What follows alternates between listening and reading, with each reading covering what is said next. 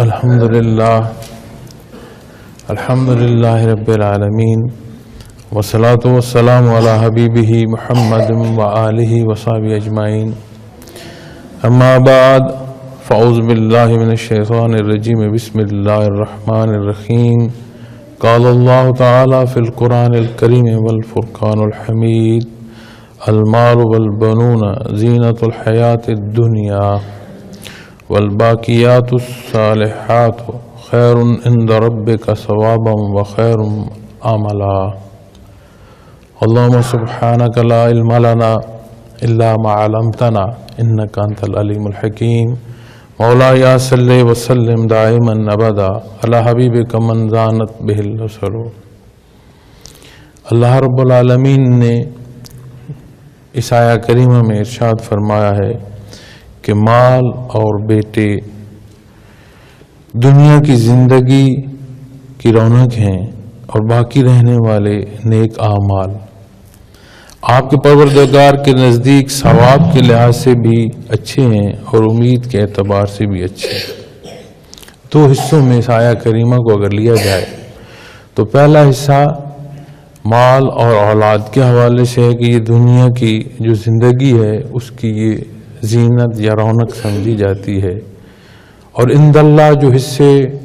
اعلیٰ ہیں یا مقبول ہیں یا جنہیں اللہ رب العالمین نے پسند فرمایا ہے وہ حصے وہ ہیں جو نیک اعمال ہیں،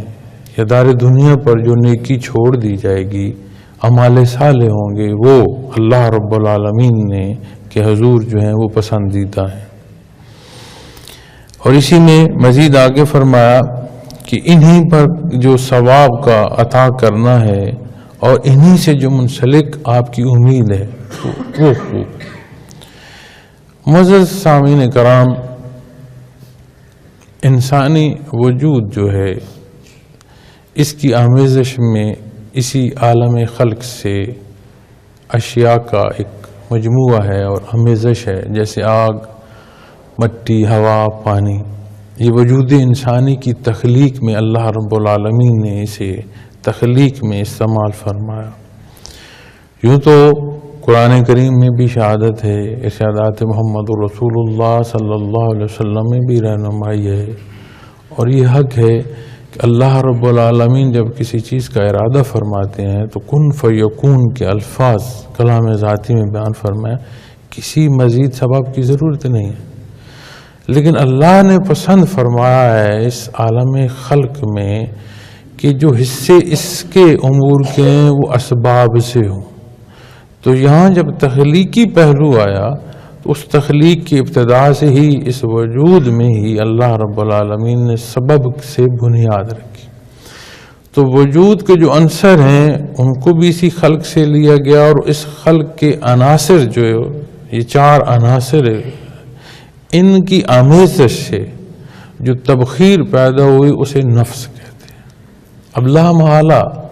ایک بات سمجھ آتی ہے کہ جو چیز جس طرف کی ہے، یعنی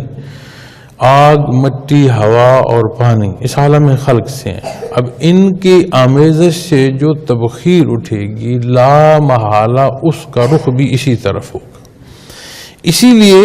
جو نفس کا میلان ہے وہ دنیا کی طرف آتا ہے،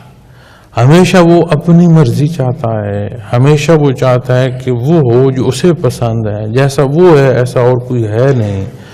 اور جتنا دنیا کی زندگی کو دین سے ہٹ کر حدود شرعی سے تجاوز کر کے اختیار کیا جائے اتنا یہ نفس مضبوط بھی ہوتا جاتا ہے، اور عجیب حصہ جو ہے کہ جتنا بھی یہ مضبوط ہوتا جائے اس کا کوئی اختتام نہیں ہے، مزید جو ہے اس کی طلب بڑھتی چلی جاتی ہے اور مزید بندہ دین سے دور ہونے کا سبب بنتا چلا جاتا۔ اب یہاں پر جب بات اس آیہ کریمہ سے ہم حوالے سے جب تفسیر کریں گے تو دنیا لی، تو دنیا کو جب آپ دنیا کا حاصل لیں گے اور اس نفس کی بحث پر جائیں گے تو ذات آ جائے گی، چونکہ دین اسلام جو ہے وہ حقوق و فرائض کی وہ تقسیم فرماتا ہے کہ جس میں معاشرے کی جو بنیاد ہے وہ فرائض پر رکھتا ہے، ہر فرد جو ہے وہ اپنے حصے کا جو فریضہ ہے اسے ادا کرے، اور جب کوئی بندہ اپنے حصے کا فرض ادا کر رہا ہوتا ہے تو یقیناً جو کسی کا فرض ہے وہ دوسرے کا حق ہوتا ہے۔ تو جب فرائض کی ادائیگی کی بات آئے گی اور فرائض ادا کیے جا رہے ہوں گے تو بے شک حقوق پورے ہو رہے ہوں گے، لوگوں میں نفرتیں کم ہو رہی ہوں گی، اپنائیت بڑھ رہی ہوگی، پیار بڑھ رہا ہوگا، معاشرہ خوبصورت جو انداز ہے پنپنے کا اس طرف گامزن ہونا شروع ہو جائے گا۔ تو اسی لیے بزرگان دین جب یہ آج کے ہمارے ایجیٹیشن کے حالات ہیں اور اس پر جب تبصرہ کرتے ہیں، اور خصوصاً حضرت رحمۃ اللہ تعالیٰ علیہ جب اس پر تبصرہ فرماتے تھے تو یہ فرماتے تھے کہ یہ دنیا کے اصول ہیں کہ اپنے حقوق کے لیے جو ہیں وہ ایجیٹیشنز کی جاتی ہیں، اپنے حقوق کے لیے رستے روک دیے جاتے ہیں، جلسے اور جلوس کیے جاتے ہیں، مزید لوگوں کی تکلیف کا سبب بنتے ہیں۔ اور وہ فرماتے تھے کہ بہترین حصہ جو ہے وہ یہ ہے کہ اپنے حصہ جو ہے فرائض کا اسے ادا کیا جائے، اور اگر کوئی دوسرا فرض ادا نہیں کرتا تو فقط یہی دنیا نہیں ہے، یہاں پر جو حدود شرعی ہیں ان کا اطلاق اگر نہ ہے تو بجائے اس کے کہ خود کوئی فساد برپا کر دیا جائے اس سے اللہ جل شانہ کے حوالے کر دیا جائے، تو ایک روز آئے گا جب ایک ایک حصے کا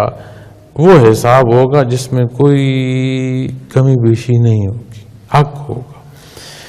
تو بات جب دنیا کی اور نفس کی آئے گی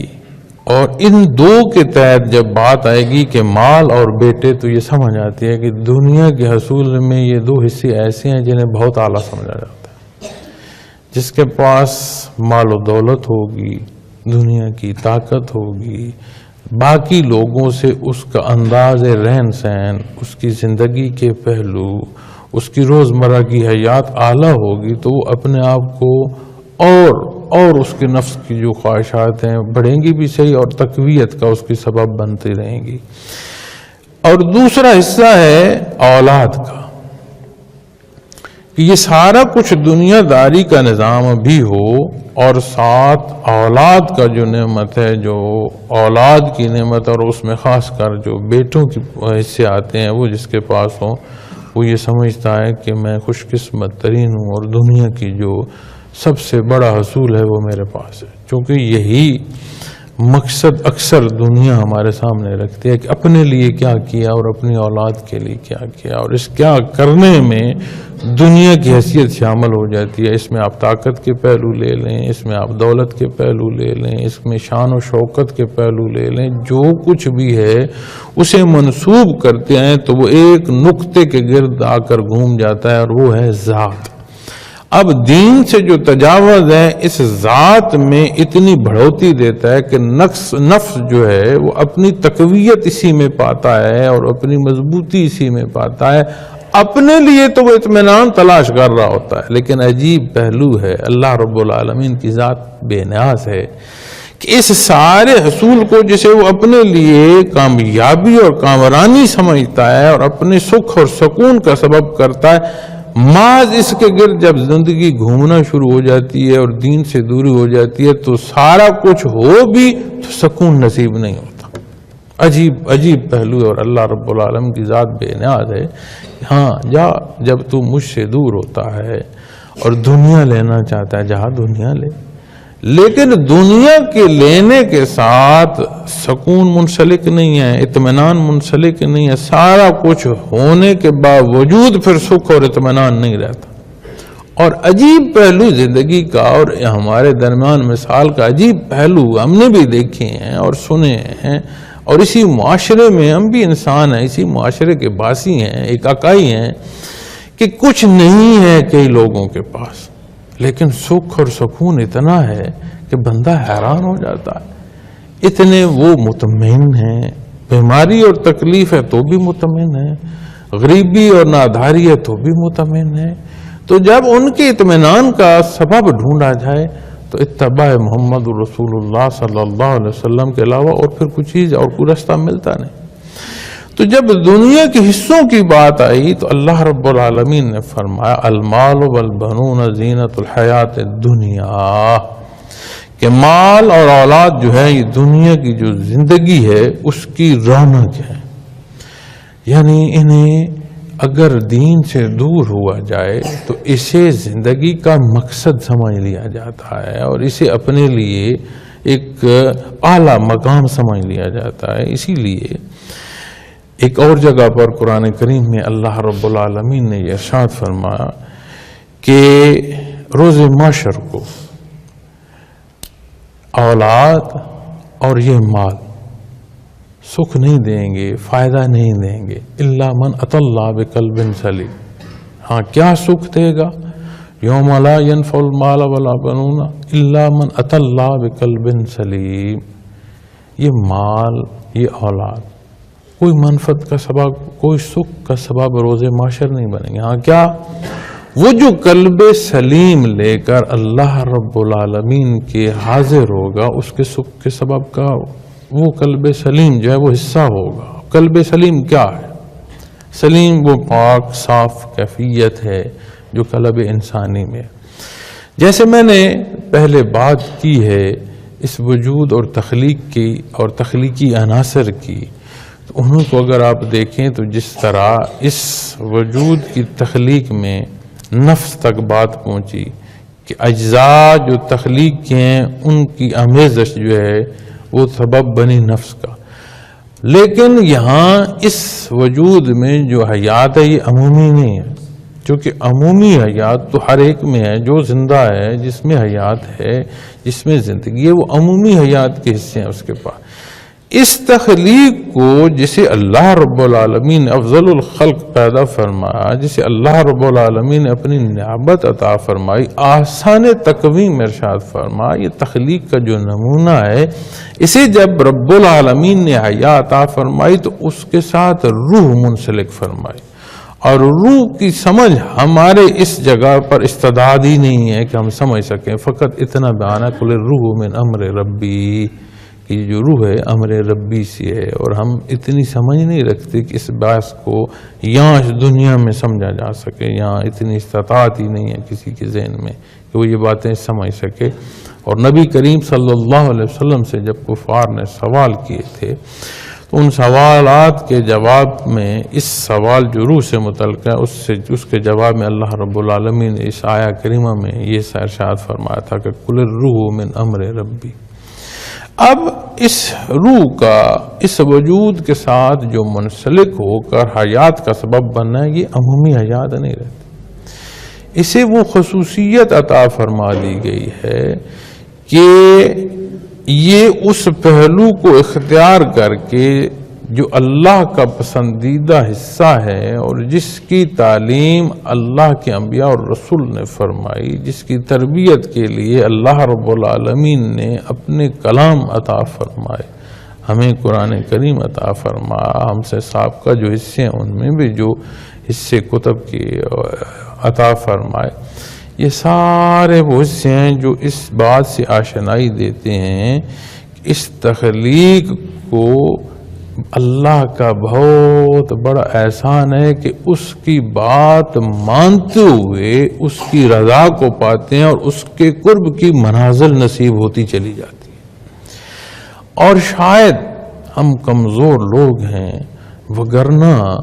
تو ایمان کے حصے ایسے ہیں اور ان کا مقام ایسا ہے کہ جیسا حضرت علی کرم وجہ الکریم نے ایک مقام پر ارشاد فرمایا، آپ فرماتے ہیں کہ آج اگر قیامت قائم ہو جائے تو مجھے ذرا بھر بھی حیرانگی نہیں ہوگی. کیوں حیرانگی نہیں ہوگی؟ آپ نے فرمایا اس لیے حیرانگی نہیں ہوگی کہ یہ سارا کچھ تو نبی کریم صلی اللہ علیہ وسلم نے ارشاد فرما دیا. اب جو کچھ نبی کریم صلی اللہ علیہ وسلم نے ارشاد فرما دیا وہ تو حق ہے، اور آپ نے فرما دیا قیامت قائم ہوگی، ایسے حالات ہوں گے، کلام ذاتی نے بیان فرما دیا، تو مجھے تو اس میں کوئی ذرا بھر بھی شائبہ نہیں ہے. ہم کمزور ہیں اور ہمارے ایمان کے حصے بھی اس اعلیٰ درجے کے نہیں ہیں کہ ہم ان باتوں کو، ان حقائق کو سمجھ سکیں کہ یہ تو فانی جہان ہے، یہ تو گزر جائے گا. ان اللہ جو مقبول حصے ہیں وہ اس کے قرب کے ہیں، اور یہ اس کی کتنی بڑی عطا ہے کہ کہ اس نے ہمیں یہ استعداد عطا فرما دی، اس مالک کل کائنات نے ہمیں یہ حصہ عطا فرما دیا کہ ہم اس کی قرب کو چل سکیں۔ ہم تو یہ سمجھتے ہیں نا یہ ہماری کمزوری ہے اور کمزور دلائل ہیں اور کمزور ایمان کی نشانیاں ہیں کہ ہم یہ سمجھیں کہ یہ جو عبادات کا اختیار کرنا ہے شاید میرا بڑا احسان یا میری بڑی کارکردگی ہے یا میری بڑی محنت ہے۔ نہیں، یہ خالق کل کائنات کی عطا ہے کہ وہ خالق مخلوق کو یہ حصہ عطا فرما دے کہ اس کے قرب کو چل سکے۔ تو چونکہ ہمیں ہمارے ایمان کے حصے اس درجے کے نہیں ہیں، اللہ ہمارے حال پر رحم فرمائے اور ہمیں اتباع محمد رسول اللہ صلی اللہ علیہ وسلم اس خلوص دل سے اختیار کرنے کی توفیق عطا فرمائے کہ ہر عمل جو ہم اختیار کریں اس کے اندر اتنا اخلاص ہو کہ وہ ہمارے حالات پر ایسے اثرات مرتب کرے جو ہماری ایمان کی مضبوطی کا سبب ہو، اور جتنا یہ حصہ مضبوط ہوگا اتنے حقائق مزید سمجھ آنا شروع ہو جائیں گے، وگرنہ چیزیں مبہم نہیں ہیں۔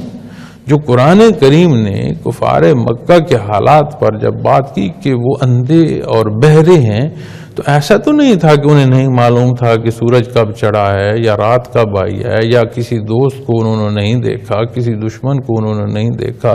یا کسی کی آواز انہوں نے نہیں سنی۔ یہ سارا کچھ تو تھا۔ اس سارے کے ہوتے ہوئے یہ جو وجود انسانی کے حصات تھیں، یہ ظاہری حصات تو ان کے ساتھ تھیں، لیکن ایمان نہیں تھا اور برائی کی جو شدت تھی ان کے قلوب کو اس نے اس طرح اندھا کر دیا کہ خیر القرون کے اعلیٰ حصے اور میت محمد الرسول اللہ صلی اللہ علیہ وسلم کی وہ عطائیں، وہ لمحات، وہ خوشبخت ترین حصے وقت کے جو اس جہان کو اللہ نے عطا فرمانے تھے، اس میں رہتے ہوئے حق نہ سن سک رہے تھے، حق نہ سمجھ پا رہے تھے۔ تو اس حصے کو اللہ نے مردہ دل بھی ارشاد فرمایا۔ تو یہ جو ہمارے نیتیں ہیں اور ہمارے جو ان نیتوں پر کردار ہیں، اس پر انحصار کرتا ہے ان پہلوؤں کا۔ اب جتنا اس میں نبی کریم صلی اللہ علیہ وسلم کی محبت اور آپ کا اتباع ہوگا اور اس سارے کا محصل قرب الہی ہوگا، اتنی ان حصوں کی مزید سمجھ آئے گی۔ یہاں آپ اپنی دنیا کے ماحول کو اگر آپ دیکھیں اور یہیں سے روزمرہ کی زندگی سے مثال لیں تو انسانی فطرت ہے کہ جب اسے یہ احساس ہو کہ ہاں حساب کتاب ہوگا، جو قدم میں اٹھاؤں گا اس کا مجھے جواب دینا پڑے گا، اور اگر غلطی کی تو سزا بھگتنا پڑے گی، اچھائی کی تو میرے لیے بہتر ہوگا، تو وہ امور زندگی کو ویسا اختیار کرتا ہے جس درجے کا اس کو یقین ہوتا ہے، اور جہاں اسے یہ یقین ہو کہ قانون کا اطلاق ہے وہاں وہ غلطی نہیں کرتا، غلط پارکنگ نہیں کرتا کہ یہاں پر جو ٹریفک کے قوانین ہیں ان کا اطلاق ہے، غلط لائن کراس نہیں کرتا کہ اسے یقین ہے کہ اگر میں نے غلط لائن کراس کی تو مجھے جرمانہ ہوگا، اور جہاں اسے یقین نہیں ہوتا کہ اطلاق قانون کا اس درجے کا ہے کہ مجھے سزا ہوگی، وہ بیچ چوراہے میں گاڑی کھڑی کر کے اتر جاتا ہے، اور اگر اس سے کوئی بات کی جائے کہ محترم رستہ تو خالی کر دیں، وہ الٹا خفا ہونا شروع ہو جاتا ہے، الٹا لڑ پڑتا ہے، گلے پڑتا ہے۔ اب اس ساری حرکت کے پیچھے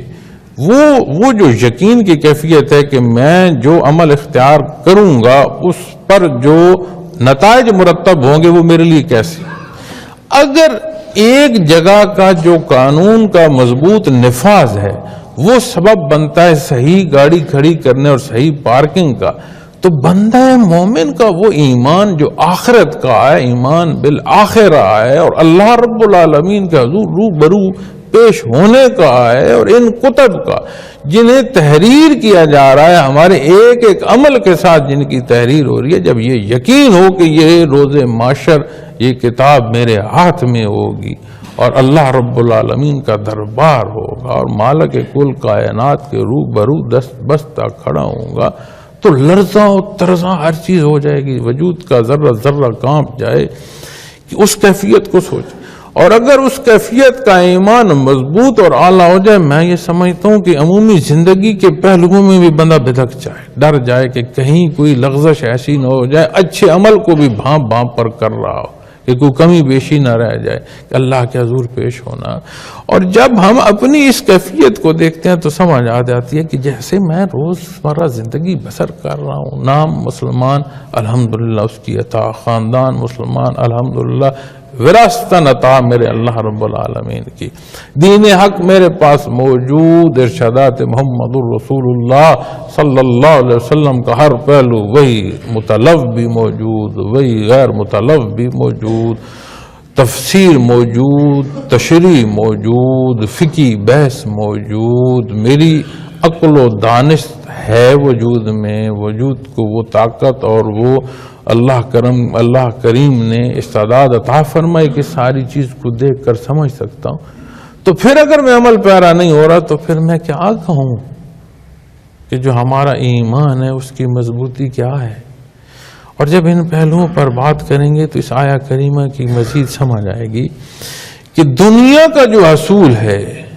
وہ جب ذات کی طرف سے آئے گا اور مخلوق کے جو حقوق ہیں انہیں چھوڑا جائے گا تو فقط پھر حق کی بات ہوگی، ہاں میرا یہ حق ہے مجھے یہ دیا جائے، اور اس کو چھوڑ دیا جائے گا کہ میرے ذمہ جو فرائض ہیں وہ کیا ہیں، جو مخلوق تک بات جانی ہے وہ کیا، اسے چھوڑ دیا جائے گا۔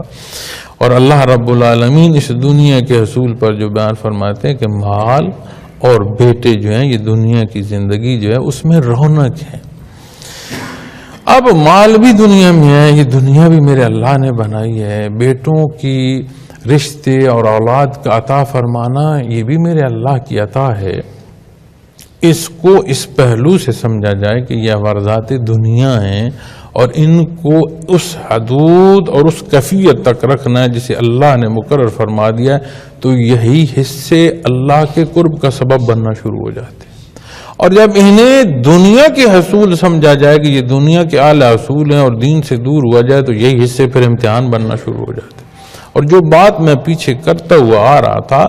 کہ یہ عمومی حیات نہیں ہے اس بشر کی، تو جو روح کی آمیزش ہے اس انسان کے ساتھ یہ عمومی حیات نہیں ہے، تو یہ جو خصوصی حیات ہے اور اللہ نے یہ کرم فرمایا کہ اپنے قرب کی اجازت دی کہ اس کا قرب حاصل کر سکتا ہے، قرب کی حاصل کرنے کے ذرائع عطا فرما دیے، استعداد عطا فرما دیے، اس کا احسان ہے۔ تو جب بات یہاں روح کی آئے گی تو ایک حصہ تصوف کا میں اس پہلو میں عرض کرتا جاؤں کہ جیسے ان چار حصوں کی آمیزش کی وجود کی بات آتی ہے تو جب روح کی بات آتی ہے تو 5 لطیفہ جو ہیں، لطیف کہتے ہیں بہت لطیف ترین چیز جو ہے، 5 وہ مقام ہیں جو وجود انسانی میں روح کے ساتھ منسلک ہے۔ جب دنیا کی طرف نفس کی خواہشات پر چلا جاتا ہے تو دنیا جو حصول ہے اسے کامیابی نفس سمجھاتا ہے اور مضبوط ہوتا ہے، لیکن جب ایمان نصیب ہو اور عمل صالح نصیب ہو، آمنو کے ساتھ عامل الصالحات نصیب ہوں تو پھر روحانی حصے مضبوط ہوتے ہیں اور ایمان مضبوط ہوتا چلا جاتا ہے۔ اسی لیے تو نبی کریم صلی اللہ علیہ وسلم کا یہ بھی ارشاد ہے اِنَّ فِي الْجَسَدِ لَمُضْغَاتٌ کہ وجود انسانی میں گوشت کا لوتھڑا ہے اور اس لوتھڑے پر انحصار اس وجود کا ہے۔ اِنَّ فِي الْجَسَدِ لَمُضْغَاتٌ اِذَا صَلُحَتْ صَلَحَ الْجَسَدُ كُلُّهُ وَإِذَا فَسَدَتْ فَسَدَ الْجَسَدُ كُلُّهُ کہ اس کے اندر جو اصلاح ہے وہ وجود پر اصلاح کا بھی سبب بنتی ہے، اور اس کے اندر جو فساد ہے وہ پورے وجود پر فساد کا سبب بنتا ہے۔ الا وہی القلب، اور خیال رکھنا وہ تمہارا قلب ہے۔ اب وجود انسانی میں قلب اسے اگر ہم ڈیفائن کریں اپنی میڈیکل سائنس سے تو وہ ہمیں کہتی ہے یہ پمپنگ مشین ہے، دل جو ہے یہ ایک پمپنگ مشین ہے، وجود کو خون سپلائی کرتا ہے اور جتنے وجود کے مین عنصر ہیں، مین باڈی پارٹس ہیں انہیں طاقت دیتا ہے، اور اس سارے کے سبب جو ہے وہ حیات میں ایک صحت پیدا ہوتی ہے، وجود توانا ہوتا ہے، اور جو وہ چاہتا ہے یا جو اس کی مرضی ہے اس کے مطابق پھر وجود حرکت کر سکتا ہے، اس کے لیے ایک راحت اور خوشی کا سبب بنتا ہے۔ لیکن اپنی زندگی کے تجربات کو بھی لے لیں اور دینی پہلوؤں پر جب آ جائیں تو آپ قرآن کریم میں آ جائیں، آپ حدیث مبارکہ میں آ جائیں، ہر پہلو جو آپ کو بتائے گا وہ یہ بتائے گا کہ محض یہ پمپنگ مشین نہیں ہے، سائنس یہ کہے گی، میڈیکل سائنس یہ کہے گی کہ ہاں دماغ وہ حصہ ہے جو وجود کو کنٹرول کرتا ہے، اور یہاں جو سینے میں حصہ ہے یہ وجود کو خون سپلائی کرتا ہے، یہ سبب ہے۔ یہ بھی کہہ دیں گے کہ دماغ کو بھی یہاں سے خون جاتا ہے، لیکن غیر مسلم سے بھی جب آپ کو بات کریں گے تو انہوں نے بھی اس جگہ کا نام جو ہے وہ سیٹل ہارٹ رکھا ہوا ہے، کہ یہ ماس پمپنگ مشین نہیں ہے، اس کے اندر کوئی ایسی کیفیت ہے جہاں پسند ناپسند ایسی ہے کہ اس کا فیصلہ صادر ہوتا ہے ایک ایسے حکمران کی طرح جو مطلق العنان ہے، جسے روکا نہیں جا سکتا، پورا وجود مجبور ہے اس پر عمل پیرا ہونے۔ اور تصوف کا جو پہلو ہے، اس روح کے منسلک ہونے سے اللہ رب العالمین نے 5 لطائف جو ہیں روحانی وہ اس وجود میں عطا فرمائے۔ اسی لیے صوفیاء یا سلاسل تصوف جو ہیں وہ کیفی طور پر جب ذکر کراتے ہیں اور ان ذکر سے ان لطائف پر محنت کراتے ہیں، اور اللہ جل شانہ کے نام کی جو تکرار ہے ان لطائف پر کراتے ہیں، اور پہلا جو حصہ یا پہلی جو بنیاد ہے اسے کہتے ہی لطیفہ قلب، جو اس وجود انسانی کا نیا خانہ ہے، اس میں اس کا مقام ہے۔ اور جیسے وجود کے ظاہری عناصر سے نفس جو تبخیر پیدا ہو کے نفس بنا، اسی طرح جب روح کے منسلک ہونے کے ساتھ اسے اللہ نے یہ لطائف عطا فرمائے، اب جب عمل صالح اختیار کرتا ہے تو وہ نفس جو ہے وہ کمزور ہوتا ہے، ایمان مضبوط ہوتا ہے، اور یہ قلب وہ جگہ ہے جہاں سے فیصلہ صادر ہوتا ہے، پھر اس کی پسند جو ہے وہ ذات سے ہٹ جاتی ہے، پھر اسے اپنی جو پسند و ناپسند ہے ان کے حصے جو ہیں وہ اس درجے کے محترم نہیں رہتے جس درجے کے اس کے لیے اللہ رب العالمین کی پسند جو ہے اس کے لیے وہ محترم ہو جاتی۔ وہ پسند ذاتی کو پسند ذات باری تعالیٰ کے تحت لے آتا ہے، اسے قربان کر دیتا ہے اللہ رب العالمین کے حکم پر، نبی کریم صلی اللہ علیہ وسلم کے ارشادات کے تحت اپنے آپ کو لے آتا ہے، اور جب وہ تحت لے آتا ہے یہی دنیا کے حصے اسے اللہ کے قرب کا سبب بنتے چلے جاتے ہیں، جنہیں یہاں کی دوری امتحان بناتی ہے، عکس دوری امتحان بناتی ہے کہ مال اور اولاد دنیا کی شان و شوکت اور دنیا کی کامیابیاں سمجھی جاتی ہیں، لیکن جب وہ حق کی طرف آ جاتا ہے اور اتباع نصیب ہو جاتا ہے اسے نبی کریم صلی اللہ علیہ وسلم کا، یہ حصے بھی اس کے لیے عمل صالح کا سبب بنتے چلے جاتے ہیں۔ اب اگلا حصہ ہے نا کہ اس میں اللہ رب العالمین نے جب یہ ارشاد فرمایا کہ والباقیات الصالحات، تو یہ باقی اور صالح رہنے والے جب اعمال پر بحث آتی ہے تو علماء جب اس حصے پر بحث فرماتے ہیں، عمل صالح کے حوالے سے بات کرتے ہیں اور ان امور پر بات کرتے ہیں جو بندہ دنیا میں اختیار کر کے یہاں سے تو چلا گیا اور وہ یہاں جاری ہیں، تو اس میں اولاد کو بہترین صدقہ جاری ارشاد فرماتے ہیں۔ اب دین سے دوری اولاد پر فخر مزید نفس کو مضبوط کر رہی ہے، اسی اولاد کو اللہ کی پسند کے تحت نبی کریم صلی اللہ علیہ وسلم کی تربیت کے مطابق جب سانچے میں ڈھالا جاتا ہے، ان کی تربیت کی جاتی ہے، انہیں نیکی اور بدی کی پہچان دی جاتی ہے، اور انہیں دنیا میں آنے کے مقصد سے آشنائی دی جاتی ہے اور اصل کامیابیوں سے شناسائی دی جاتی ہے، تو وہی حصے جو امتحان کا سبب بن رہے تھے اور وہی حصے جو بڑے سوال کا سبب بن رہے تھے اور وہی حصے جن سے متعلق اللہ رب العالمین نے روز محشر کے حوالے سے بیان فرمایا کہ یوم لا ينفع المال ولا بنون، کہ یوم محشر کو مال اور اولاد جو ہے وہ سکھ نہیں دے گی، اور وہی حصے صدقہ جاریہ بنتے چلے جاتے ہیں۔ تو بات جو سمجھنے کی ہے، دین اسلام جو ہے یہ سارے فطری تقاضوں کو پورا فرماتا ہے۔ دین اسلام ایسا نہیں ہے جو فطری تقاضوں کے خلاف ہو، یہ عین مزاج انسانی کے مطابق ہے۔ اللہ رب العالمین نے انسان کو پیدا فرمایا، اس کی ضروریات اس رب العالمین نے خود منسلک فرمائی،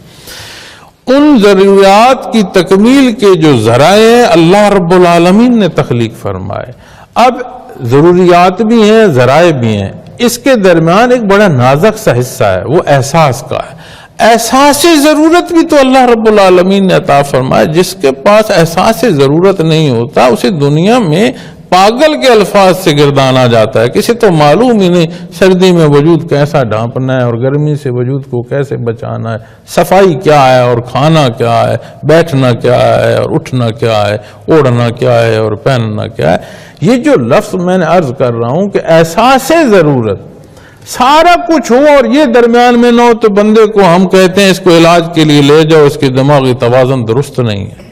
تو یہ بھی تو اللہ رب العالمین نے عطا فرمایا. تو یہ کیسے ہو سکتا ہے کہ یہ نظام حیات ایسا ہو جسے اس نے تخلیق فرمایا اس کی استعداد سے باہر ہو؟ اس کی استعداد سے باہر نہیں ہے. اس تخلیق کا بہترین جو زندگی بسر کرنے کا طریقہ, جو سلیقہ اور جو حصے ہیں وہ دین اسلام ہے. جب دین اسلام سے شناسائی نہ ہو, دین سے دوری ہو, نبی کریم صلی اللہ علیہ وسلم سے محبت جو ہے اس کے دعوے میں حقیقت نہ ہو, ایمان کے جو حصے اور شرائط ہیں ان پر دعویٰ ہو, اس دعوے کے ساتھ وہ کیفیت نہ ہو جو عمل تک بندے کو پابند رکھے, تو پھر یہی ہوتا ہے نا جی کہ بندہ اسی طرف آنا شروع ہو جاتا ہے اور جواز دیتا ہے کہ اس جو دینی احکامات ہیں ان پر عمل پیرا ہونا مشکل ہے,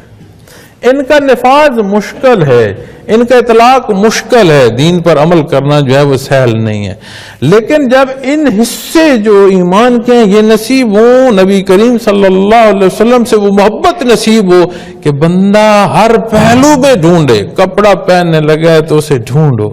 نبی کریم صلی اللہ علیہ وسلم نے کس پہلو سے کپڑا مبارک پہنا؟ وہ ایک نوالا کھانے لگے تو بدک جائے کہ کیا میں اس انداز سے نوالا جو ہے وہ کھا رہا ہوں, خوش کر رہا ہوں جس طرح نبی کریم صلی اللہ علیہ وسلم نے خوش فرمایا. پیاس میں آپ صلی اللہ علیہ وسلم نے کیا انداز اختیار فرمایا, پانی کیسے پیا, کتنے گھونٹ سے پیا, کتنے وقفے سے پیا, پانی پینے سے پہلے کیا کلمات ادا کیے, پانی پینے کے بعد کیا اظہار تشکر تھا. تو وہ از خود اس شوق میں ایک ایک پہلو ڈھونڈنا شروع ہو جاتا ہے اور ان پہلوؤں کو اختیار کرتا ہے. اسے بار نہیں لگتے, اسے یہ معاملے کٹھن نہیں لگتے, اسے تو وہ لوگ بھی پسند آتے ہیں جو اسے یہاں سے آشنائی دیتے ہیں, وہ تو ان کے آگے بھی دست بستہ کھڑا ہوتا ہے جو اسے دین سے آشنائی کا سبب بن رہے ہوتے ہیں. کس لیے کھڑا ہوتا ہے؟ اس لیے کہ ہاں مجھے دین سے جو آشنائی ہے اس کا سبب یہ لوگ بن رہے ہیں. تو یہی پہلو تو جب آپ تصوف میں آ کر دیکھیں گے تو مشائخ کا اور سالکین کا جو رابطہ یہاں کیا ہے, شیخ اور سالک کے مابین کیا ہے جو محبت کا سبب بنتا ہے. کیا سالک اسی لیے نہیں آتا کہ یہاں سے مجھے کیفیات محمد رسول اللہ صلی اللہ علیہ وسلم سے آشنائی ملے گی؟ کیا شیخ جو ہے وہ اس کا در در جانا اور مخلوق کے لیے اپنی ذات کی جو خواہشات ہیں انہیں رد کر دینا, اپنی ضروریات کو بالا طاق رکھتے ہوئے سالکین کی تربیت کے لیے ہمہ وقت کوشاں رہنا, کیا مقصد کہ اللہ کے حبیب کی جو بات ہے وہ پہنچ سکے, وہ کیفیات کا تسلسل جو طلب اثر محمد رسول اللہ صلی اللہ علیہ وسلم سے جاری ہے یہ مخلوق تک پہنچ, کہے کو پہنچ سکے؟ اس لیے کہ میرا اللہ مجھ سے راضی ہو. نہ سالک کو نہ شیخ کو اس بات سے غرض ہوتی ہے کہ میرے اختیار کرنے سے دنیا میں کیا برپا ہو جائے گا, دنیا میں کیا نتائج پیدا ہو جائیں گے. نہیں, ہم تو اس کے بھائی مکلف ہی نہیں ہیں. ہم تو مکلف ہیں عمل صالح کے اختیار کرنے کے, اس پر نتائج کیا مرتب ہوں گے یہ تو اللہ رب العالمین کے دست قدرت میں ہے, وہ ہوگا جیسے وہ چاہے گا. ویسے نتائج بھی مرتب ہوں گے, ویسے حالات بھی پیدا ہوں گے جیسے اللہ رب العالمین پسند فرمائیں گے. ہمارے ذمے تو عمل صالح کا اختیار کرنا ہے. اور جب ان چیزوں کی سمجھ آنا شروع ہو جائے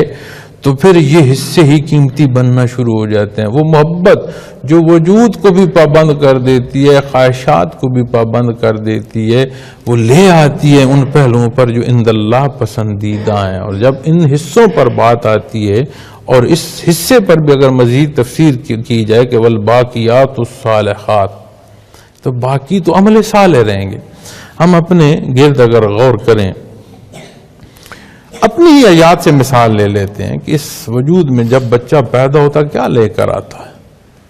کچھ لے کر نہیں آ رہا ہوتا. دنیا کی حیات کو ہی دیکھ لیں تو سب سے جو بڑی طاقت ہوتی ہے وہ بچے کی ٹانگ میں ہوتی ہے. وجود پورا ہلے نہ ہلے اس کی ٹانگ ضرور ہل رہی ہوتی ہے. بھاگ دوڑ رہا ہوتا ہے, تھوڑا بڑا ہوتا ہے, بھاگ دوڑ رہا ہوتا ہے, طاقت ہوتی ہے وجود میں, حرکت کی طاقت ہوتی ہے. جب بچپنے سے نکل کر جوانی میں آتا ہے نا تو پھر وہ بات جو ہے وہ وجود کی نہیں رہتی, پھر وہ ہر بات پر سینے پر ہاتھ مارتا ہے, میں یہ چاہتا ہوں, مجھے یہ پسند. پھر جو زور سارا ہوتا ہے, بچپنے میں ٹانگوں میں زور تھا, جوانی جب آئی تو سارا زور جو ہے وہ سینے میں آ گیا.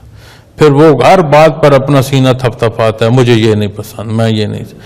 اور ایسے اسی دنیا کی کروٹیں ہیں کہ جب زندگی مزید کروٹ لیتی ہے تو سارا زور جو ہے وہ واپس زبان میں آ جاتا, کچھ نہیں کہہ سکتا سوائے بولنے کے. نہ وجود ساتھ دے رہا ہوتا ہے, نہ وہ سینے کا تھپ تھپانا رہ جاتا ہے. تو ایک جھگڑا ہے, ایک شور ہے جو برپا کیے رکھتا ہے. اور اگر اتنا وقت میسر ہو کہ وہ بڑھاپے کی اس حیثیت تک پہنچ, پھر یہاں سے چلا جاتا. اور جب یہاں سے جاتا ہے تو کیا لے کر جاتا ہے؟ کیا اس دنیا کی جو طاقتیں ہیں اور کیا اس دنیا کے جو حصول مال و دولت کی ہیں اور جو اس دنیا کی عظمت اولاد کی نظر میں وہ سمجھتا تھا, کیا وہ سارے ساتھ چلے جائیں گے؟ نہیں بھائی. جس حیثیت کا ہے بڑا جنازہ ہو جائے گا, جتنی شناسائی ہے اتنی مخلوق ہو جائے گی, اتنے اعلیٰ جو ہیں وہ کپڑے ہو جائیں گے جو اوپر لحاف کے دیے ہوں گے, اتنی اعلیٰ بڑی گاڑیاں ہو جائیں گی جنہیں میں جنازہ جا رہا ہوگا, مدفن کے گرد اتنی اچھی تعمیر ہو جائے گی جتنی حیثیت ہوگی. لیکن جب گور میں اتار دیا جائے گا, جب مٹی اور زمین کی آغوش میں چلا جائے گا, بھیجا جائے گا, تو اس وقت ساتھ لے کر کیا اترے گا؟ تو بڑے پیارے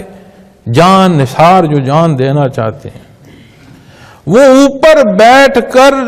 گیلی مٹی خود کہہ کر لگوا رہے ہوتے ہیں کہ فلاں پتھر پر یہ مٹی لگا دو, وہاں سے سوراخ اسے بند کر دو. وہ پیارے جو جان نچھاور کر رہے ہوتے ہیں. مرنے والے کو بھی جس پر ہوتا ہے کہ ہاں یہ میرا جان نثار ہے, جان نثار کو بھی ہوتا ہے کہ جہاں میں نے جان نچھاور کرنی ہے, اوپر قبر پر بیٹھ کر وہ مٹی جو ہے وہ خود تھپوا رہے ہوتے ہیں, گیلی مٹی لگوا رہے ہوتے ہیں کہ فلاں جگہ سوراخ ہے, فلاں جگہ جو پتھر ہے وہ ہل چکا ہے اسے درست کیا جائے, اس پر مٹی لگا. تو ساتھ کیا لے کیا؟ ان حقائق کی سمجھ آ جائے تو یہ دنیا سہل ہو جاتی ہے, یہ دنیا آسان ہو جاتی ہے. ایمان ہی ہمیں بتاتا ہے کہ اللہ نے رزق مقرر فرما دیا, اللہ نے ہر ایک حصے عزت کے مقرر فرما دیے ہیں, اللہ نے دنیا کی حیات مقرر فرما دیا. اس زمین پر کوئی قدم ایسا نہیں ہے کہ وہ اپنی مرضی سے اٹھاتا ہے. اس زمین میں کوئی ہوا کا جھونکا ایسا نہیں ہے جو اپنی مرضی سے کسی پودے یا درخت کے پتے کو ہلا سکے. ایک مربوط نظام ہے جو اللہ رب العالمین نے قائم فرما دیا ہے, اور یہ تو اس کا احسان ہے, اس کا کرم ہے. ہمیں اس نے پیدا فرمایا کہ ہم اس کا قرب حاصل کر سکتے ہیں. اس دنیا میں رہتے ہوئے زندگی کی ضروریات کی تکمیل کے ذرائع بھی عطا فرما دیے. ایک ایک حصے کی تربیت کے لیے انبیاء اور رسول مبعوث فرمائے. یار میں آپ کو تو مخاطب نہیں کرتا, میں اپنے آپ کو ہی مخاطب کر کر آدھ حصے پر ہی کہہ دیتا ہوں کہ میں اپنے آپ کو دیکھوں, میں اس قابل ہوں, میں اس لائق ہوں کہ اس رب العالمین نے میرے لیے اپنا کلام جو ہے وہ عطا فرما دی.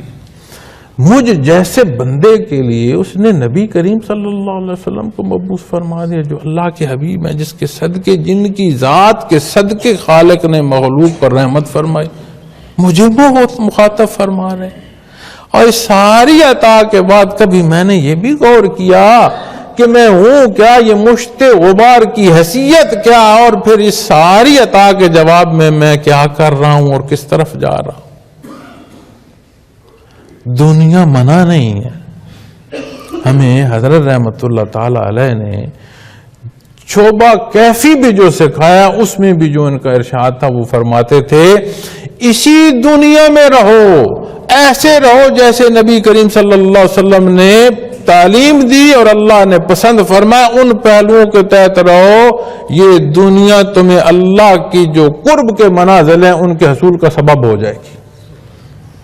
اب جب آشنائی نہ ہو ان حصوں کو, بندہ جانتا نہ ہو, وہ بھلا کیا کہتا ہے, وہ جی یہ تو دنیا ہے, اس کو کیا لینا؟ اور بھائی اس دنیا کے پہلو بدل جاتے ہیں کہ تیری نیت ہے کیا، تیرے نیا خانے دل میں کیا ہے، وہاں بیج کیا بویا ہے، درخت تو اس پر اگے گا۔ اور جب اس کیفیت کی بات آئے گی یہ دنیا پیاری لگنا شروع ہو جائے گی۔ اس دنیا کے حالات سے تنگ آ کر لوگ خودکشیاں کرتے ہیں، نہیں،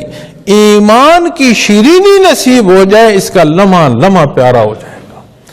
لمحہ لمحہ پیارا ہو جائے گا، اور اس زندگی کا جو دعا مانگنے کے حصے نبی کے صلی اللہ علیہ وسلم نے عطا فرمائے اس کی سمجھ آ جائے گی۔ کیوں؟ اس لیے اتنی ساری تو زندگی ہے، اس پر انحصار اللہ کے قرب کا ہے، اس پر انحصار، اس پر بات روز معاشر ہوگی، اور تو میرے پاس فرصت کوئی نہیں، کہاں جا کر میں اللہ کا قرب حاصل کر سکوں گا، اور میں کہاں جاؤں گا نبی کریم صلی اللہ علیہ وسلم کے اتباع کے لیے؟ تو یہی تو میری زندگی ہے۔ جب ان حصوں اور ان کیفیت سے شناسائی ہوگی تو پھر یہ باتیں پیاری لگنا شروع ہو جائیں گی، عبادات بار نہیں لگیں گے، عبادات اللہ کا کرم اور احسان لگیں گے، یہ سبب لگیں گے کہ ہاں یہ سبب ہیں اللہ کے قرب کے۔ اب بہت بڑی عمارت کے پاس بھی چلے جائیں، وہاں لفٹ لگی ہے، بڑی عمارت ہے، کبھی کسی نے اس لفٹ کو دیکھ کر یہ کہا ہے کہ یہ مصیبت ہے؟ نہیں، وہ ہمیشہ کہتے ہیں کہ شکر ہے یہ لفٹ ہے، میں جس منزل پر پہنچنا چاہتا ہوں وہاں پہنچانے کا سبب ہے۔ اب بات عبادات کے پہلو کی ایسی ہے کہ یہ بات نہیں ہے، یہ تو اس کا احسان ہے کہ اس نے عبادات ہمیں عطا فرمائی جو ہمیں اس اہل کرتی ہیں، ہمیں پاک اور صاف کرتی ہیں، ظاہر سے لے کر باطن تک ہماری صفائی کرتی ہیں، ہم اس قابل ہوتے ہیں کہ اللہ کا قرب حاصل ہو سکے، اس کی بندگی جو ہے وہ ہمیں نصیب ہو سکے، اور ہم ہیں کہ اپنی انا میں اور دین سے دوری میں جانے کہاں کہاں جا رہے ہیں۔ ارے بھائی چلے جاؤ، کہاں جاؤ گے، کتنا جا سکو گے؟ تو پیچھے تو کچھ نہیں رہنا، اس مال اور اولاد کو جس کو دیکھ رہے ہو یہ بھی رہ جائے گی، تو باقی کیا رہے گا؟ فرمایا والباقیات الصالحات، کیا صالحات؟ خیر عند ربک ثواب وخیر عملا، نیک اعمال،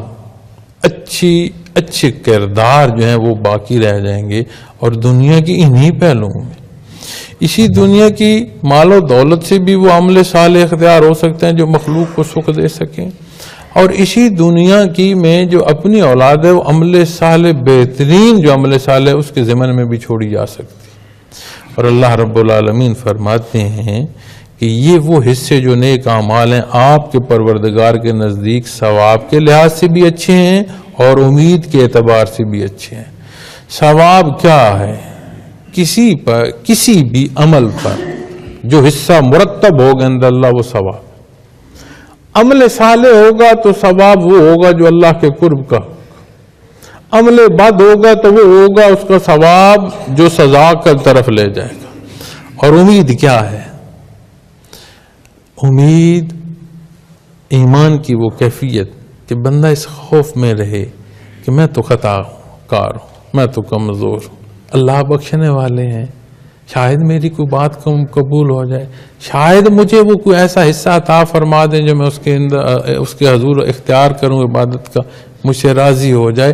تو یہ جو امید کی کیفیت ہے، ڈر، خوف اور امید کی کیفیت، یہ ایمان کی کیفیت ہے کہ بندے کو اپنی طرف تو دیکھے تو خوف آ جائے میں اس قابل نہیں ہوں۔ نبی کریم صلی اللہ علیہ وسلم کی خدمت میں ایک بدوی صحابی حاضر ہوئے تو عرض کی یا رسول اللہ صلی اللہ علیہ وسلم، مفہوم عالی ہے، عرض کی یا رسول اللہ صلی اللہ علیہ وسلم کیا روز معاشر حساب کتاب جو ہوگا یہ اللہ کریم خود لیں گے؟ کہ جو روز معاشر قیامت کے دن حساب کتاب کی بات ہوتی ہے یا رسول اللہ صلی اللہ علیہ وسلم؟ ہاں جی بالکل ہوتی ہے، کیا یہ حساب اللہ کریم خود لیں گے؟ تو آپ نے فرمایا ہاں یہ حساب اللہ کریم خود لیں گے۔ وہ ہنس پڑے کہ یا رسول اللہ صلی اللہ علیہ وسلم پھر تو ڈر کی بات ہی کوئی نہیں، جب حساب اللہ لیں گے تو وہ تو کرم فرمانے والے ہیں، پھر ڈر کس بات کا؟ اب بات دیکھو نا، بات اس تعلق کی ہے، بات اس محبت اور اس بندگی کی، اس قرب کی ہے کہ انہیں جب یہ سمجھ آئی ہاں حساب تو اللہ لیں گے، وہ تعلق ایسا تھا کہ انہیں جو صفت رحیمیت ہے انہیں ہر طرف وہی نظر آنا شروع ہو گئی۔ لیکن جب اعمال بد ہوں گے تو سمجھ آئے گی کہ جو حصے اللہ نے مقرر فرمائے، اب دیکھو نا بیج بویا جاتا ہے، کیا کبھی ایسا ہوا کہ گندم کا خوشہ بویا جائے تو کماد پھوٹ آئے، یا کماد لگا جائے تو اس پر جو کی فصل آ جائے، یا دودھ پی کر کہا جائے اس سے اس زہر کی تاثیر پیدا ہو جائے، یا زہر پی کر کہا جائے اس سے دودھ کی تاثیر پیدا ہو جائے؟ یہ حصے اللہ رب العالمین نے بیان فرما دیے ہیں۔ نبی کریم صلی اللہ علیہ وسلم نے ایک ایک بات اختیار فرمائی، کسی پہلو میں تشنگی نہیں ہے۔ جب آگ میں انگلی ڈالو گے تو سبب بتاتا ہے کہ وہ جلائے گی تو وہ پھر جلائے گی،